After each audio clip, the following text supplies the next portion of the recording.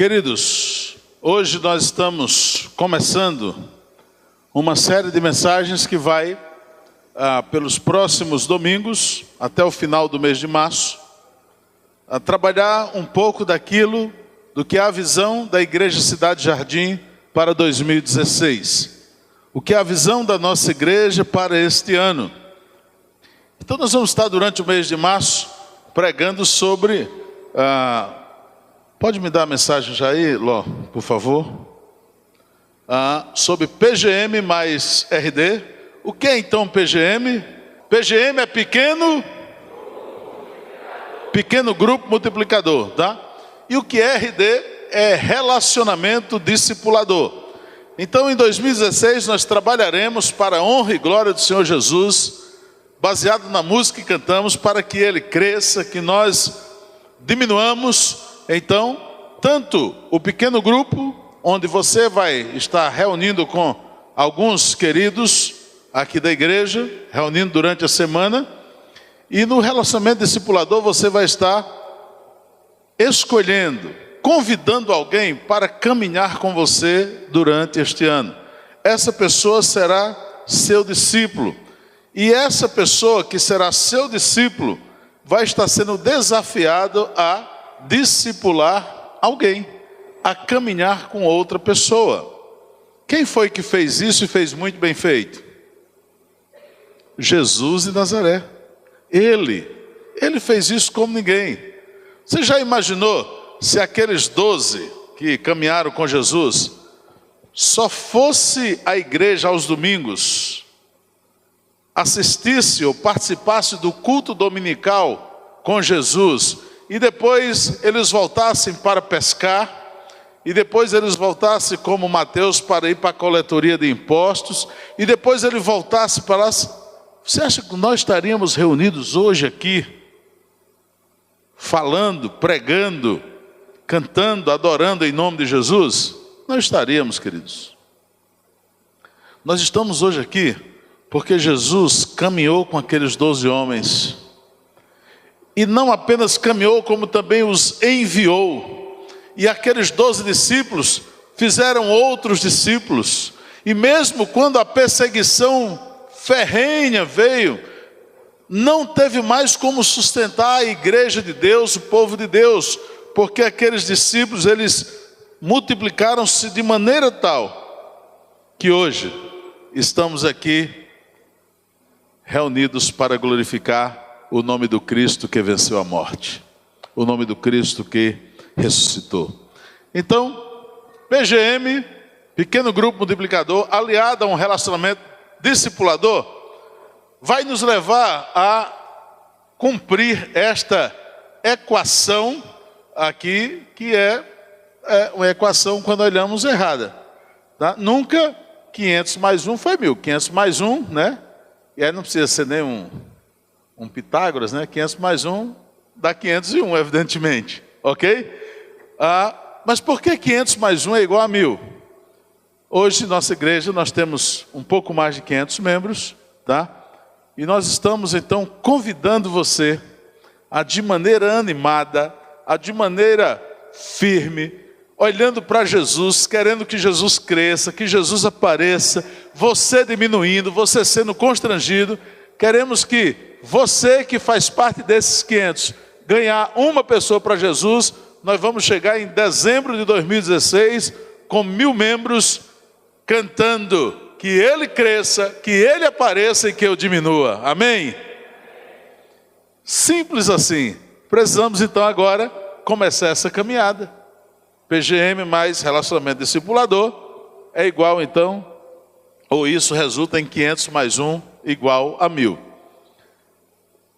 E esta noite, amados, eu quero convidar você a meditar comigo nessa questão. Jesus acredita em você. Eu vou repetir isso. Jesus acredita em você. Se você acredita nisso, você diga amém. Gostei do amém. Jesus acredita em você. Agora você vai dizer para a pessoa que está do seu lado. Vou dizer para o Felipe, porque ele está trancado aqui dentro. Eu quis botar uma cadeirinha melhor para ele, ele disse que estava bom aqui. Felipe, Jesus acredita em você. Amém? Diga para a pessoa que está do seu lado que Jesus acredita nela aí. Diga aí. Jesus acredita em você. Então eu quero convidar você agora a ler esse texto da palavra de Deus. Esse texto está no Evangelho de João, tá? No capítulo 17, a partir do versículo 20, isso é a oração sacerdotal de Jesus. Eu quero convidar você então a ler comigo, bonito, numa só voz, esse texto. Vamos juntos? Minha oração não é apenas por eles, rogo também por aqueles que crerão em mim, por meio da mensagem deles, para que todos sejam um, Pai, como tu estás em mim e eu em ti. Que eles também estejam em nós, para que o mundo creia que tu me enviaste. Dei-lhes a glória que me deste, para que eles sejam um, assim como nós somos um, eu neles e tu em mim.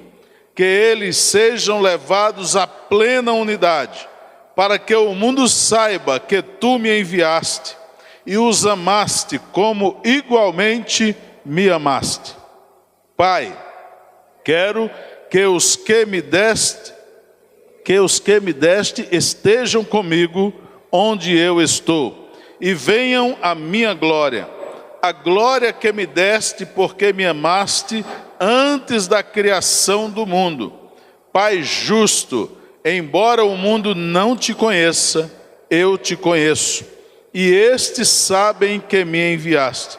Eu os fiz conhecer o teu nome, e continuarei a fazê-lo, a fim de que o amor que tens por mim esteja neles, e eu neles esteja. Amém? Curva sua cabeça, eu quero orar com você mais uma vez. Pai querido, nós te damos graças, ó Pai, porque de forma tão especial o Senhor um dia teve misericórdia de nós. Nós não merecíamos receber o seu imenso, insondável amor, mas o Senhor estendeu a mão, o coração, o Senhor nos deu a própria vida por nós. E eu quero agradecer a Deus e pedir que o Senhor nos ajude a cumprir essa grande e imensa comissão de ir por todo mundo e pregar o Evangelho a toda criatura, pois é no nome de Jesus que nós oramos, amém. Quando eu digo que Jesus acredita em você, eu quero partir do princípio de que Ele confiou a missão dele a nós. O escritor aos Hebreus vai dizer que antigamente Deus, havendo falado de muitas maneiras ao povo através dos profetas, nesses últimos dias nos falou através do Filho Jesus. É através de Jesus que Deus fala para mim e para você que temos uma missão nobre a cumprir. Isso é chamado de a grande comissão. Está lá em Mateus, capítulo 28, versículos 19 e 20. Ir por todo mundo e pregar o Evangelho a toda criatura. Esse imperativo do Senhor é para todos aqueles que um dia conheceram Jesus e aceitaram Ele como seu Salvador pessoal. Esse ID não é apenas para os pastores, apenas para os missionários, para os seminaristas da igreja, não. Mas é para cada um de nós, que um dia teve o privilégio de conhecer esse Jesus e de amar Jesus da maneira como Ele nos amou. Jesus, então, no cumprimento desta grande comissão, nos convoca a amar o próximo de que forma? Qual é a forma que Jesus nos chama para amar o próximo? Como que? Como a nós mesmos. Ele nos convoca a amar o próximo como a si mesmo. E aí, queridos, eu quero dizer que é preciso amar a si mesmo e acreditar em si mesmo para poder amar o próximo. Isso é uma questão meio que condicional. Não estou falando aqui nada que seja filosófico não, tá? Mas ele convida a amar o próximo como amamos a nós mesmos. Olhem para mim agora. Se eu não me amo, se eu não acredito em mim, como eu vou amar o outro? Como eu vou amar esse próximo? Como eu vou amar aquele semelhante que Jesus disse que era para eu amá-lo como amo a mim mesmo? Mais ainda, eu quero dizer que quando nós vivemos esse amor que recebemos do Pai, e que tomamos posse desse amor como algo vital para a nossa vida, nós começamos então a amar o outro, começamos a olhar para o outro com um olhar de compaixão, e isso começa a fazer a diferença. E esse olhar para o outro com um olhar de compaixão, esse olhar para o outro querendo que ele faça como faziam os seguidores de Paulo, que sede então ser imitador como você é de Cristo, isso chama-se discipulado. Isso chama caminhada diária. O discípulo querendo ser como o seu mestre, o discípulo querendo ser como o seu tutor, como aquele que vai à frente, como aquele que vai orientando. Queridos, em toda a história da humanidade, onde foi praticado o discipulado, houve uma verdadeira revolução. Não tinha perseguição que viesse a perseguição que viesse sobre a igreja. Quando o discipulado estava acontecendo, era real, as pessoas então estavam dispostas a fazer o que Jesus fez, se necessário entregar a sua própria vida. Foi isso que aconteceu com vários dos apóstolos. Vários foram decapitados, foram cerrados ao meio, foram atirados de cima do penhasco, foram jogados no Coliseu para serem devorados pelos leões. A tradição diz que um deles, o impetuoso Pedro, foi condenado a morrer na cruz como Jesus, mas ele faz um último pedido antes da execução, que o crucificassem de cabeça para baixo, porque ele não era digno de morrer como morreu o Senhor dele. O fato é, queridos, que essa caminhada discipular fez com que as pessoas simplesmente não gostassem de Jesus, fez com que as pessoas simplesmente não admirassem o Senhor Jesus, mas fez com que as pessoas vivessem o que Jesus viveu e ensinasse a outros o que o Senhor viveu. É impressionante ver o que está acontecendo ao redor do mundo hoje em pleno século 21.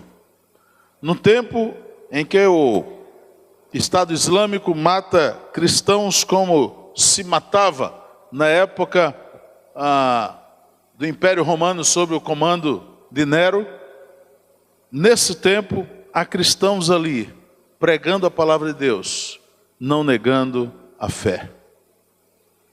Neste momento, há cristãos sendo executados na Coreia do Norte.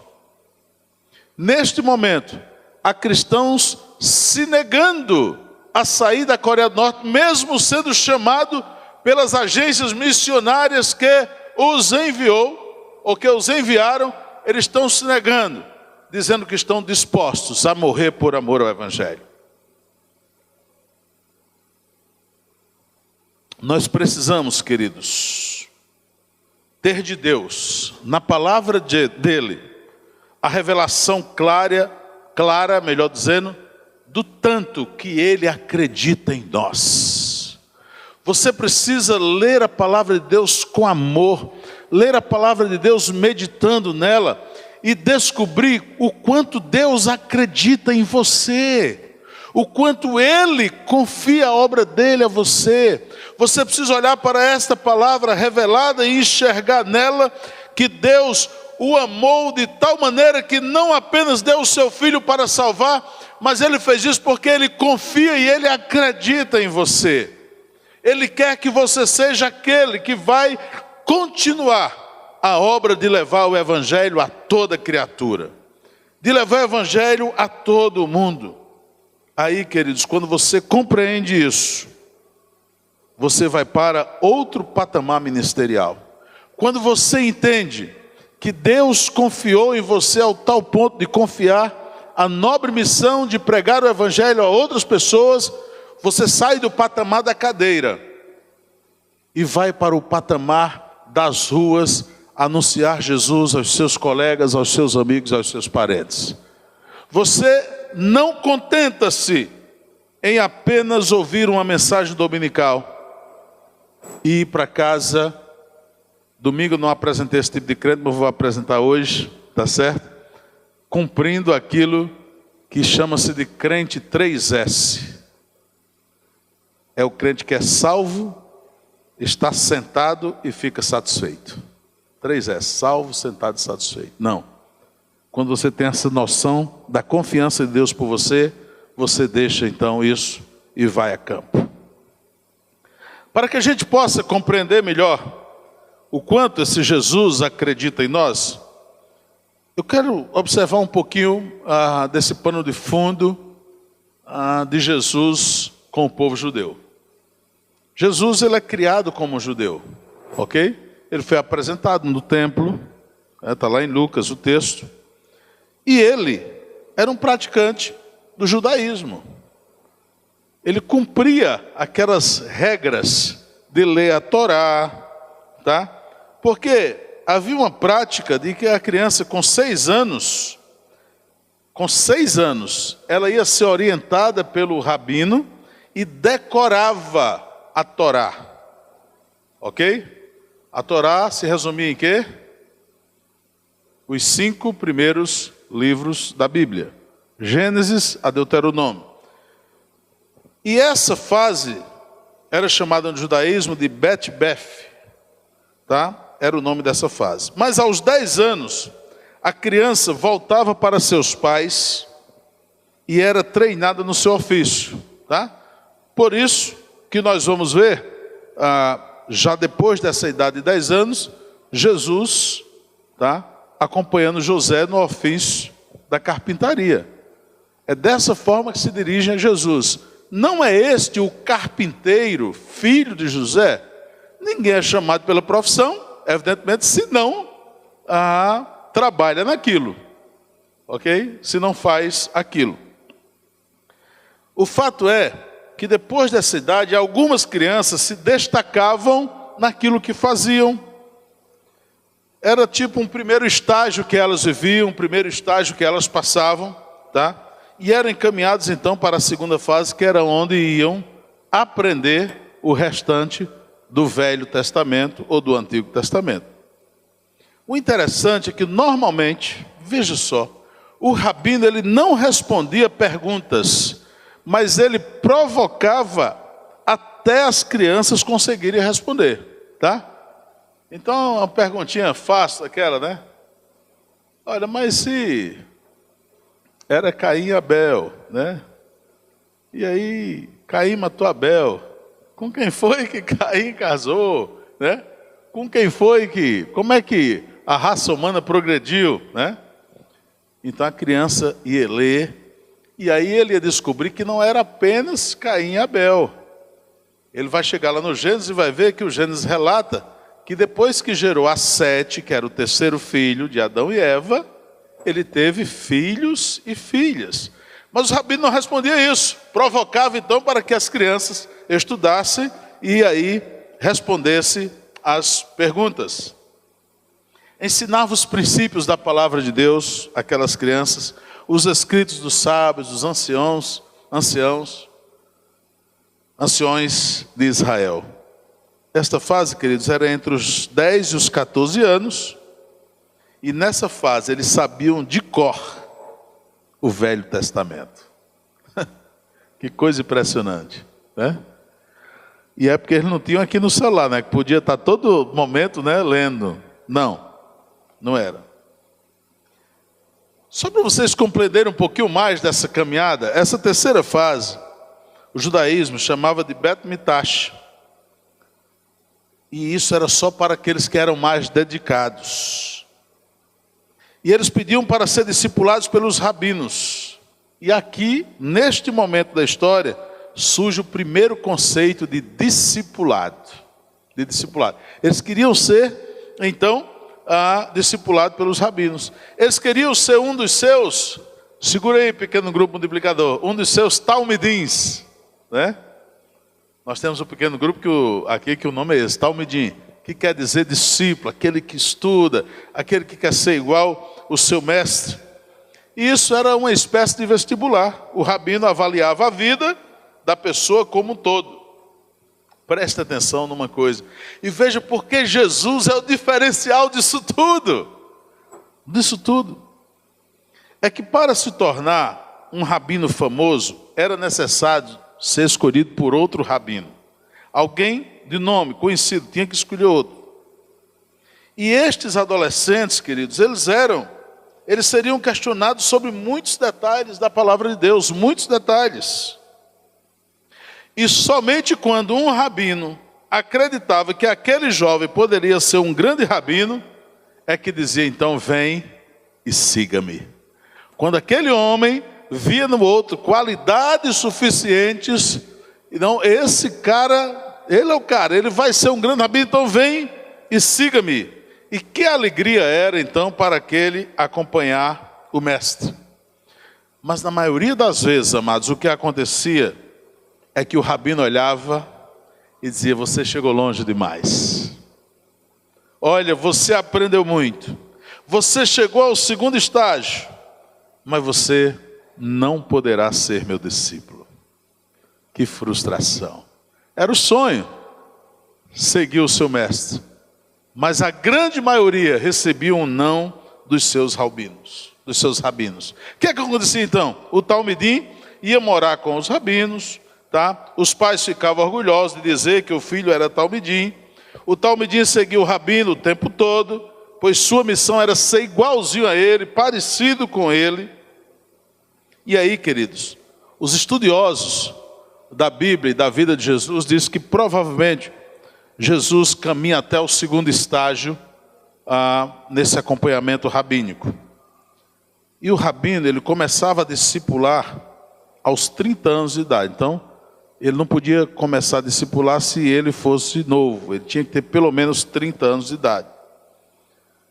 Outra coisa que me chama a atenção é que alguns judeus intelectuais que têm estudado a vida do nosso Senhor, dizem que ele foi um dos melhores e maiores intelectuais daquela época, superando o apóstolo Paulo, tá? Aqui eu falo do Jesus homem, ok? Superando o apóstolo Paulo, e ao ponto de que, com apenas 12 anos de idade, a Bíblia registra isso, ele vai discutir com os mestres lá na sinagoga, lá no templo, ele está lá conversando e discutindo com os mestres.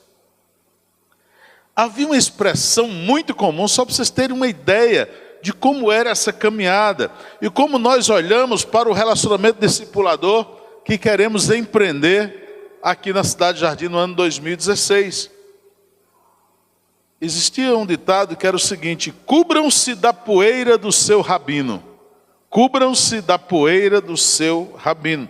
Essa expressão era comum naquela época porque, ao andar tão perto do seu rabino, a poeira que levantava na caminhada nas estradas de terras, tá? Subia e cobria então não apenas a rua, mas cobria o talmidim que estava seguindo ali o rabino. As pessoas dizem então que Jesus era fluente no aramaico, no hebraico, no latim, no grego, por isso consideraram intelectualmente maior do que Paulo. Mas Jesus, queridos, vai para a praia. Começa a sair o negócio. Jesus vai para a praia. Ok? E quando chega lá, ele encontra dois homens que não eram adolescentes, que provavelmente não tinham nenhuma formação especial. E ele os convida dizendo: vem, sigam-me. Vem e sigam-me. O grande diferencial do nosso Senhor começa aí. Enquanto os rabinos, depois de uma longa caminhada, olhavam para a maioria deles e diziam: tá bom, você chegou longe demais, não dá para me seguir. Jesus olha para aqueles que estão na praia e diz: vem, sigam-me. Vem. Depois Jesus vai mais além, encontra dois jovens que estavam trabalhando com seus pais. Eram os filhos de Zebedeu. Talvez aí com 18, 20 anos no máximo. Eles foram enviados de volta, pois não eram bons o suficientes. Foi isso que aconteceu? Eles foram rejeitados? Não, Jesus acreditou neles e disse: sigam-me. E com certeza, Zebedeu deve ter se alegrado e disse: vão, meus filhos, vocês são talmidins do maior mestre dessa terra. Vou mais além. Jesus chega a Cesareia de Filipe. Lá o negócio é mais complicado. Lá se adorava ao Deus Pan. Tá? Não é Pan, programa de adoção missionária, não, é PAN. Lá se adorava ao Deus Pan, ok? Com todo tipo de imoralidade, inclusive a prática de sexo com bodes, com animais, acontecia ali sobre as bênçãos do Deus Pan, sobre as bênçãos daquele Deus. E Jesus, com certeza, ao ver aquela situação, disse: sabe de uma coisa, Joel? Até nesse lugar onde tem sexo com bode, até nesse lugar onde há uma bagunça adorando esse Deus, sacrifício humano, tudo isso não vai aguentar o poder do reino de Deus e nós vamos invadir o inferno. E as portas do inferno não prevalecerão contra a igreja do Senhor. Jesus então continua a sua caminhada. O que pensaram então aqueles jovens que não passaram anos sendo testados pelo Senhor? O que pensaram aqueles pescadores que nunca tiveram um primeiro tempo de discipulado com Jesus? Sabe o que foi que eles pensaram? Ele, Jesus, diferentemente dos outros, acredita em nós. Ele acredita em nós. O Jesus que acreditou nos pescadores, Pedro, Tiago, João, aqueles do barquinho que nós cantamos. O Jesus que acreditou no Mateus, que estava na coletoria, cobrando impostos. E tem mais uma, né, pastor Márcio? Ele não estava cobrando impostos como um cobrador oficial do Império Romano. Mateus era um publicano que estava amando de um cobrador oficial. O publicano era uma classe lá, gente, que o povo não queria negócio com eles. Esse Jesus que acredita neste Mateus, que diz: Mateus, vem, segue-me. E a Bíblia diz que Mateus o segue imediatamente. É o mesmo Jesus que essa noite olha para você, acredita em você e diz: vem, segue-me. É o mesmo Jesus que olha para você com todas as suas dificuldades. É o mesmo Jesus que olha para você com todas as suas carências, com todas as suas deformações de caráter. É o mesmo Jesus que olha para você com toda a sua fraqueza e diz: eu acredito em você, portanto vem e segue-me. Vem e segue-me. Eu estou confiando a minha obra a você. Sabe por quê, queridos? Porque a palavra de Deus diz que não somos nós que escolhemos o Senhor, mas Ele nos escolhe. E a pergunta para a gente passar para frente é essa: você acredita em você? Você acredita em você mesmo? Você acredita que você é capaz de dar continuidade àquilo que Deus planejou para que você desse sequência? Veja o que a Bíblia diz. Vamos ler juntos? João 15,16. Vamos juntos? Vocês não me escolheram, mas eu os escolhi para irem e darem fruto, fruto que permaneça, a fim de que o Pai lhes conceda o que pedirem em meu nome. João 15,16. Queridos, esse é o texto. Você foi escolhido por Deus. Você é alguém que Deus literalmente pescou você nesse imenso lago. E pescou você com um propósito especial de ser um filho, uma filha amada, querida por Ele, que possa continuar a nobre missão de anunciar o Evangelho a toda criatura. Se vocês prestarem atenção na introdução, vocês vão compreender que Talmidim é escolhido porque o rabino acredita que ele pode ser igual a ele um dia. É exatamente isso que Jesus estava dizendo para Pedro quando chama Pedro a andar sobre as águas. Pedro, vem. Jesus estava dizendo, Pedro, tudo que eu faço, tudo que eu estou aqui, se você olhar para mim com fé, você pode fazer. E a Bíblia diz que enquanto Pedro olhou para Jesus, o que aconteceu? Ele caminhou sobre as águas. Mas quando ele desvia o olhar do Senhor, ele começa a afundar. E Jesus então o toma pela mão. Muitas vezes, queridos, nós estamos patinando ou afundando porque desviamos o olhar do Senhor. Desviamos o olhar do Mestre. Eu fico imaginando, pastor Márcio, o anjo Gabriel, por exemplo, né? Eu tenho que dizer que é o anjo Gabriel, porque senão vai ficar Gabriel dos anjos, o povo vai confundir, né? Então o anjo Gabriel, eu fico imaginando, perguntando a Jesus, Senhor, peraí, tem alguma coisa errada nisso. O Senhor está me dizendo, o Senhor está contando uma história para mim aqui agora, que está contando com esses homens para ganhar o mundo. Ele deve ter batido aquelas, né? A Bíblia diz, né, que alguns deles tinham asas, né? Eu imagino, diz, Senhor, o Senhor me tem aqui, eu sou anjo. Comigo é mais fácil o negócio. Você já imaginou isso?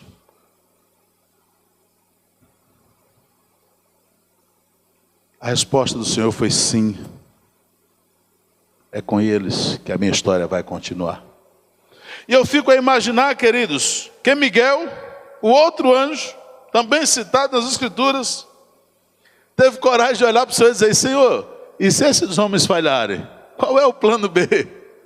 Qual é o plano B que o Senhor tem para ganhar a humanidade, Senhor? E a resposta do Senhor foi, não existe. A Bíblia ela é inerrante. E a Bíblia diz que havendo Deus antigamente falado aos homens pelos profetas nesses últimos dias, nos falou através do Filho Jesus. Portanto, querido, se Jesus acredita em você, você acredita em você mesmo e saiba que você é o plano que Jesus tem para resgatar a humanidade. Você é o plano que Jesus tem para resgatar os seus vizinhos de Parnamirim, de Natal. Você é o plano que Jesus tem para resgatar o Rio Grande do Norte das trevas, o Brasil dessa perdição toda que está envolvida e o mundo dessa crueldade toda. É você, e como fazer isso? Ah, pastor, não dou conta nem do meu vizinho. Dá sim, você dá conta do seu vizinho. Precisa então você confiar e acreditar em você mesmo, tendo a convicção de que Deus já confiou em você. E aí você começa com o seu vizinho, e aí você vai com o seu colega de trabalho, você vai com o seu parente, e aí você chega até os confins da terra como? Ofertando para a obra de missões, como? Indo, orando pelos missionários, você está lá pregando a palavra de Deus. O Senhor já nos deu a capacitação que nós precisamos. Você pode dizer amém? O Senhor já nos deu. Ele nos deu o teu Espírito Santo. A Bíblia diz que nós somos o templo desse Espírito. A Bíblia diz que Ele intercede por nós com gemidos inexprimíveis. Você já tem o Espírito Santo de Deus. Você foi capacitado então de forma sobrenatural, querido. Você foi capacitado de forma, então, eu poderia dizer aqui, da forma mais exponencial possível. Só que o diabo tenta nos impedir de enxergarmos esta realidade. E aí o diabo levanta um monte de coisa na sua vida. E aí o diabo levanta alguém fazendo fuxico, alguém dizendo que você quer aparecer, alguém dizendo que você quer fazer isso, você quer fazer aquilo, tá? E aí de repente é uma doença que vem, se abate e você entristece, e é um desemprego que de repente pinta na frente, e você acha então que ali a sua derrota está traçada, porque esta é a missão do diabo. Lá em João 10, versículo 9, a Bíblia diz que ele veio fazer o quê? Roubar, matar e destruir. Aí no versículo 10 Jesus diz, mas eu vim para que vocês tenham vida e vida em abundância. Amém? Ah, meus queridos, eu olho então para a palavra de Deus e vejo que Ele tem nos capacitado de forma especial. Ele tem dado a mim e a você condição para que a gente enfrente as trevas, condição para que a gente anuncie a palavra de Deus. em 1 João, capítulo 4, versículo 17. Veja o que diz a palavra de Deus. Vamos ler comigo, vamos lá. Dessa forma, o amor está aperfeiçoado entre nós, para que no dia do juízo tenhamos confiança, porque neste mundo somos como Ele. Aleluia! Gente, nesse mundo somos como o Senhor. Amém? Eu sei porque que o amém saiu fraco. Poxa, pastor Tagino, eu sou pecador, Jesus nunca pecou, né? Como é que agora você está dizendo que somos como o Senhor? Queridos, a Bíblia diz que não há um justo nenhum sequer, mas a mesma Bíblia diz que Jesus nos justificou perante o Senhor. Então em Jesus nós somos justificados, e nele a gente caminha, a gente avança. O que eu não sabia, queridos, eu confesso para você, é que no momento em que eu aceitei Jesus, no momento em que eu me converti, no momento em que eu criei nele como meu Salvador, eu já me tornei como Ele. E essa é uma grande novidade. No dia que você entrega a sua vida ao Senhor, no dia que você dá o passo de confissão, pela fé, eu aceito Jesus como meu Salvador, eu quero viver para a glória dEle. A Bíblia nos diz, nos garante que você se torna como Ele. Onde, pastor? Em 1 Coríntios 5,17. Assim que se alguém está em Cristo, nova criatura é. As coisas velhas já passaram e eis que tudo se fez novo. Aleluia! Tudo se fez novo, é o que diz a palavra de Deus. Quanto mais você então olhar para isso com fé, tomar posse disso, mais você vai vivenciar essa realidade de você ser então filho do Deus Altíssimo. Agora há um problema aí, queridos. Sabe qual é o problema? É acreditar na mentira do diabo e não na fé que o Senhor tem para nós. E muita gente tem preferido acreditar na mentira do Satanás do que na fé que Jesus deu para mim e para você, do que na fé que o Senhor deu para nós. Efésios capítulo 2, versículos 8 e 9 diz: pela graça sois salvos por meio da fé. Aleluia. Não preciso de outra coisa, preciso de fé. Isso não vem de vós. Eu posso ser um fracassado, um fraco, porque não é de mim que eu vou chegar à salvação. Isso não vem de vós, é dom de Deus. Não vem das obras, ou seja, você não precisa ter condição financeira para fazer uma obra, para ser salvo. Não vem das obras, para que ninguém se glorie, é o que diz a palavra de Deus. Pela graça sois salvos mediante a fé. Ah, meu querido, olhe para mim, eu quero dizer um negócio aqui para você. Você já é um predestinado a tornar-se, a parecer-se com o Senhor Jesus. Eu vou repetir. Você já é um predestinado a parecer-se com o Senhor Jesus. Você acredita nisso? Diga amém. Amém. Ele é o unigênito da criação, mas agora Ele é chamado de primogênito. Primogênito. Nós somos coparticipantes da natureza divina. Querido, você já pensou na dimensão disso? E você fica se queixando: eu não sei, eu não conheço isso. Vão me fazer perguntas que eu não sei responder. Para quê? Você é coparticipante da natureza divina, de Deus. Deus nos deu isso através de Jesus Cristo. E à medida então que eu vou conhecendo, me aprofundando nisso, isso vai então se materializando, porque nós somos filhos por adoção. Filhos por adoção.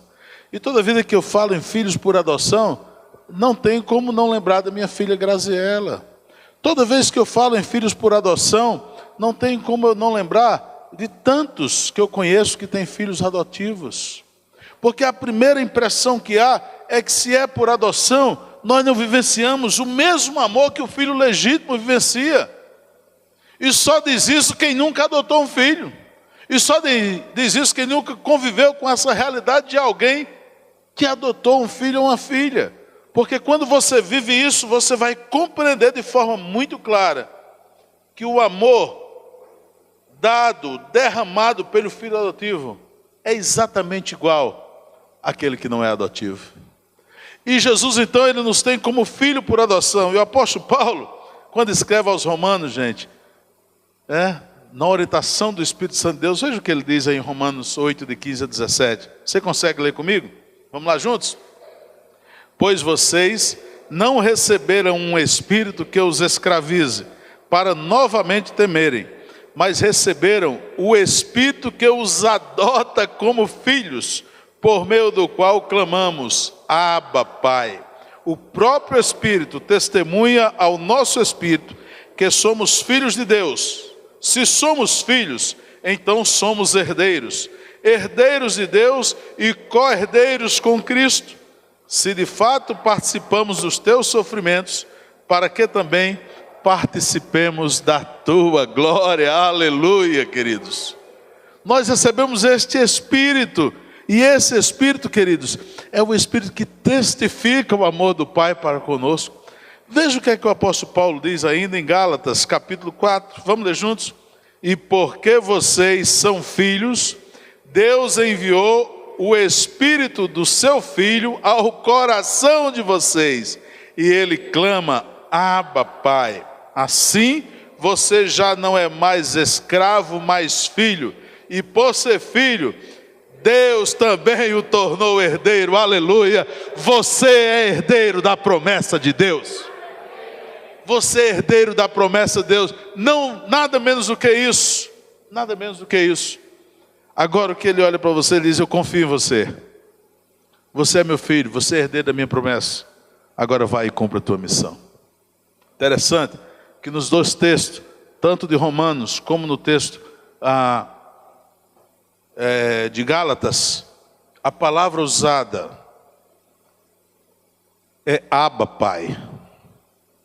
Essa palavra, Abba, era uma palavra que os judeus não pronunciavam isso em relação a Deus. Mas Jesus, por ser o Filho unigênito de Deus, tem autoridade para fazer isso. E essa palavra tem um sentido de chamar Deus de Pai da forma mais amorosa, mais carinhosa possível. É uma tradução literal que significaria algo assim como meu paizinho querido, meu paizinho amado. E é desta forma que a palavra se refere de Jesus a Deus em Romanos e em Gálatas, porque antes, em apenas um momento, essa palavra foi pronunciada. Aonde? Aonde ela foi pronunciada? Lá no Getsemane. Lá. No momento do sofrimento do Senhor, ele pronuncia.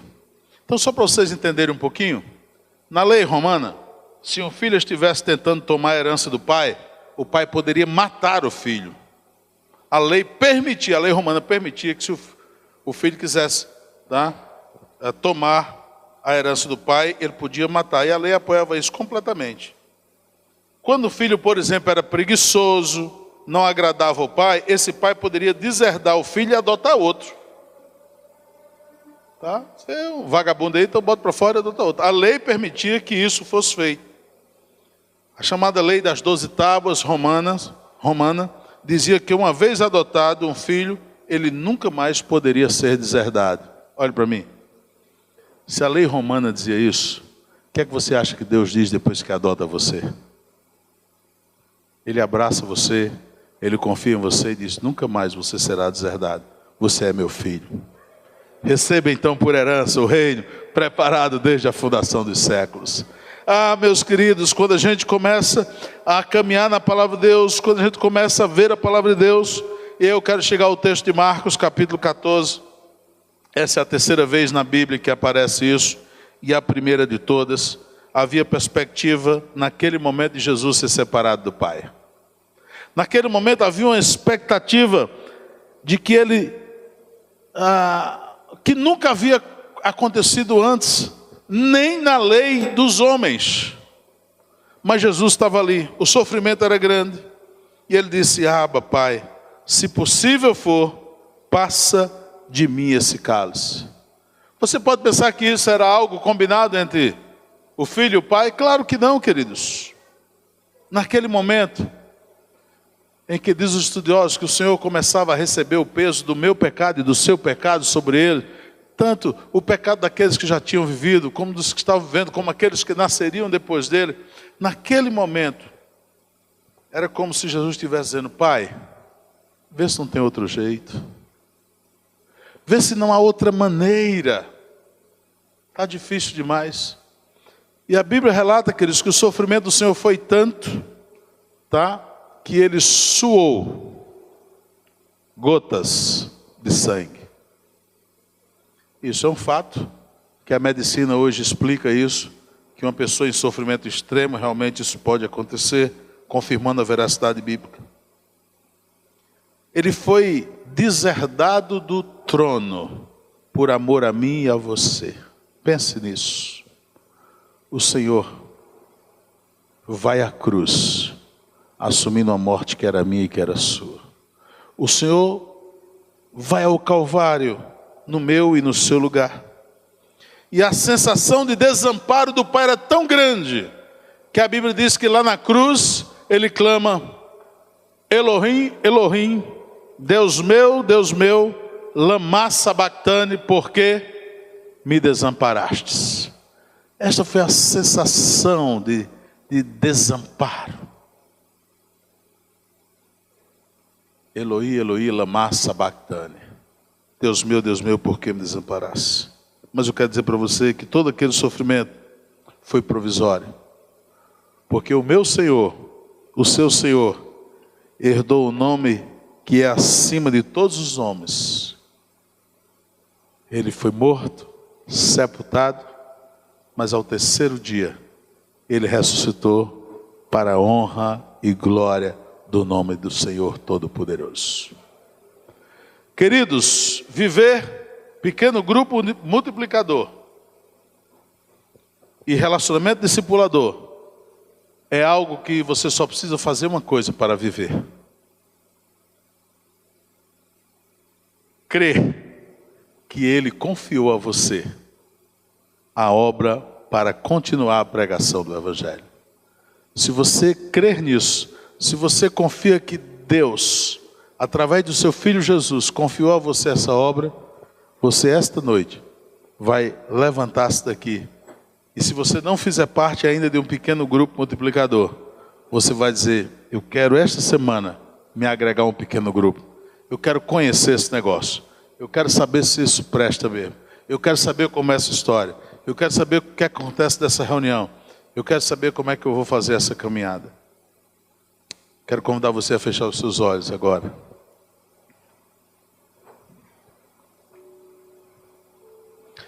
Eu quero convidar você a orar comigo.